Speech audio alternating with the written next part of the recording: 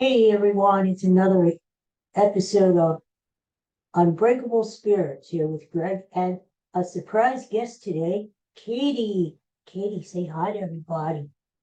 Katie just got a haircut in a bath. Um, and doesn't she look great? Say hi. Say hi. The episodes I've had Katie on, I've got the most views. So I'm thinking I might need to have Katie on more often. That's what I'm thinking anyway. By the way, please excuse the Tigers shirt there. Nothing against the Tigers, but it's just a shirt. And I like the Tiger emblem there. So I'm still Phillies on. Um, Other than showcasing Katie, who should have a show by herself, called the Katie Show, right, Katie? Just to just to show everyone how beautiful you are. A few things I wanted to talk about. A friend of mine put out I hope to have her on the show someday. She's a poet from Canada and she's a teacher and she's very positive. Her name is Melanie. She's a very positive person. One of the kindest people I've ever encountered. In fact, she is belongs to a group called the Starfish Club, and they're all about kindness, spreading kindness, and we need a lot more kindness in the world. And she put out a really neat tweet this morning about don't ever estimate. Sometimes we get up in the morning and we think, well, we've done nothing, with our lives and uh, feel kind. Sometimes I feel that way too. Feel kind of useless and but just getting up in the morning is a big achievement sometimes. Um, and I go, oh, she's so tired, Daddy. She's so tired. Um, after working in nursing homes as a medical social worker for a long, long time, I know what it's like for people to struggle just to get out of bed every day. And what determination, what motivation it takes just to get out of bed, to get into a wheelchair, you know, just to feel that sense of uh, independence, that just that strength it must take, just to do that. Um, just to not to say I'm just laying here all day, not doing anything. I just and maybe it's just getting out of bed and sitting in a chair all day, or maybe it is getting out of bed and going to work, whether you have a disability or not a disability. I mean, we all have days where we feel like just staying in bed, especially when it's cold outside and you don't want to get up, or maybe you're a little depressed, or you know, uh, we all have days like that. I have days like that. Katie has days like that. Um, but you know, people who do uh, have that motivation and determination should be celebrated and should be recognized as it is a great achievement to do that. Everyone has a purpose in this world. Everyone has a reason for being. And if uh, if it means getting out of bed every day and doing whatever you do every day, it has purpose and it has meaning. So don't ever underestimate what you do, what you could do.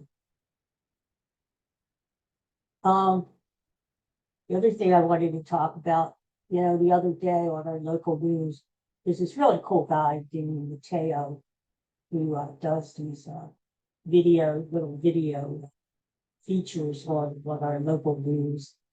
And he did one the other day. One of his colleagues did one the other day about a group of people with special needs who just go out, they meet each other now and then, and they go out on outings.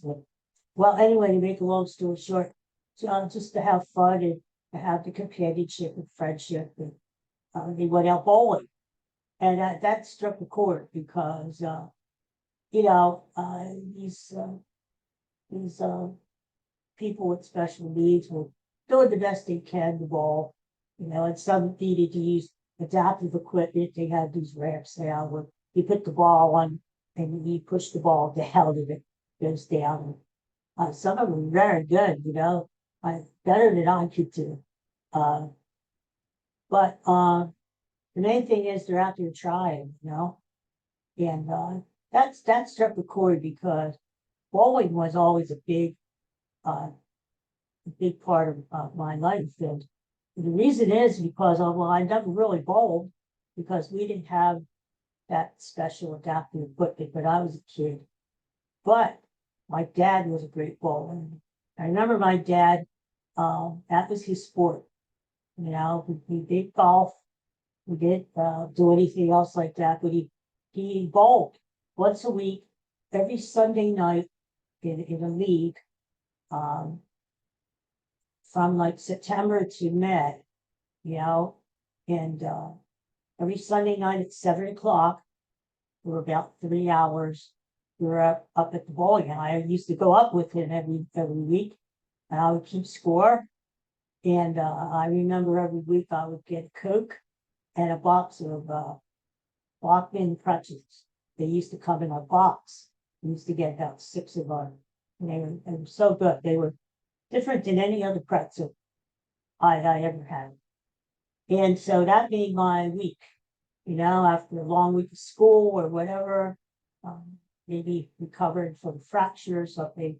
If I was able to, if my health allowed it, I went up to bowling alley with him. And my dad was, he and his team, at one time the team was made up of all Smiths. My dad's brother, my Uncle Franny, he was a really cool guy. My 2 brothers, I believe, were on the team at one time, and someone else I could forget. But anyway, it was a really cool team. It was a Catholic league, so you had different churches in the area competing against each other. And our team was Sacred Heart White, and there were other teams: St. Anne's Red, St. Mary's Green, and there was about 12 teams in the league. And it was friendly competition. I mean, we all knew each other and stuff, but it was competition nonetheless, And it was not any good exercise, but it was camaraderie, for the guys. Like, my Uncle Franny would go up, and he worked at the same tire factory as my dad.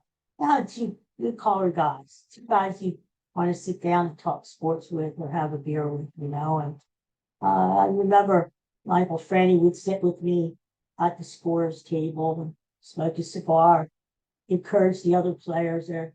Come on, Jim, let's go. Down two, let's go. He was the cheerleader on the team. Michael Franny was a pretty good bowler.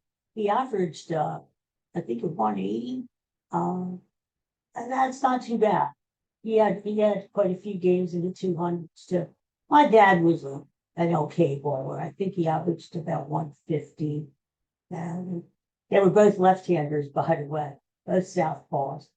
And what I remember fondly was it was just so much fun going there. If somebody had a perfect game going somewhere in the alley, you would wander off and watch that game. It was just a lot of fun, and the different styles. My Uncle Franny was a short guy. He was probably only about 5'8", maybe 5'7", and so he would sneak up to the line and throw the ball, and then he would backtrack, like he was doing the moonwalk or something, and come back, and he just had his own style, And like I said, my dad wasn't a very good bowler, but he tried really hard.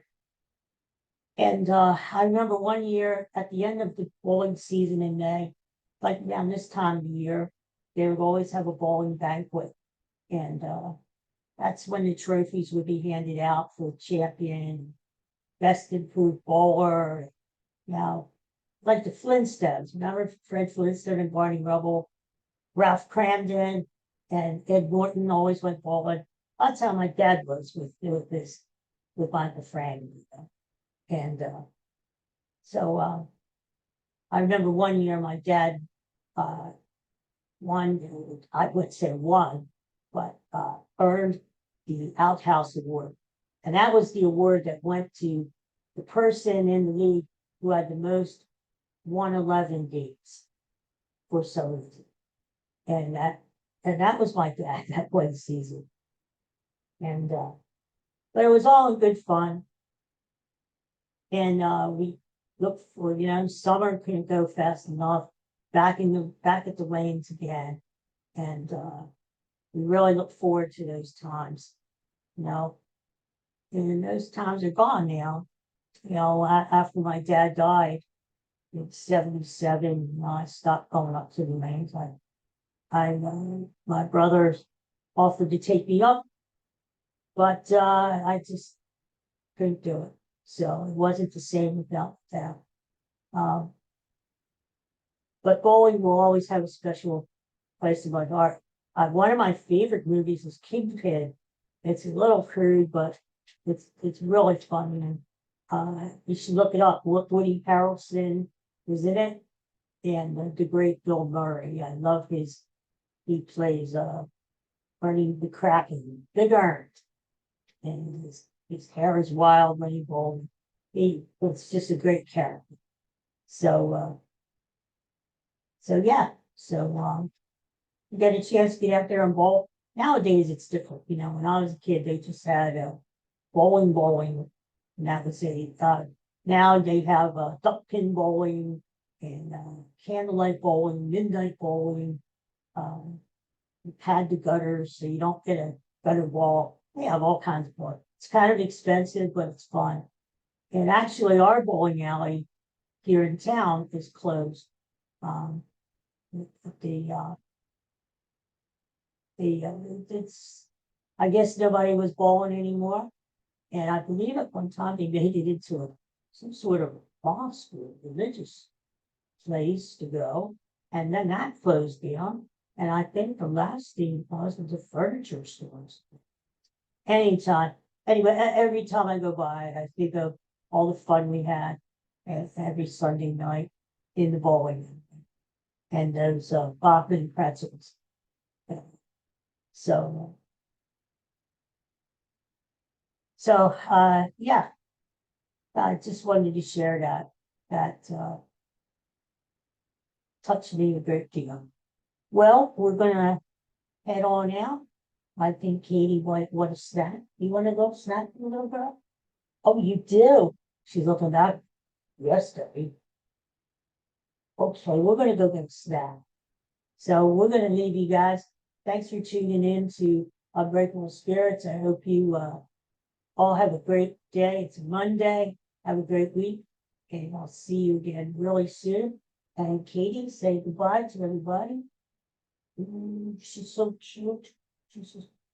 She's beautiful, but she's just as cute as she looks. I'm telling you, she's very, very smart too. Um, she's just adorable. Someday I might write a book about all of her antics, or maybe just a picture book of just pictures of Katie herself with some captions. She's just beautiful. All right, bud. So I'm getting the eye from both of them. Bud's on the floor. It said, "Come on, Daddy, wrap it up. We talk too much. I want to eat." So I better go feed them. Thanks again, everyone. Thanks for tuning in. Talk to you again soon. Bye bye. Say bye, Katie. Bye. Bye bye.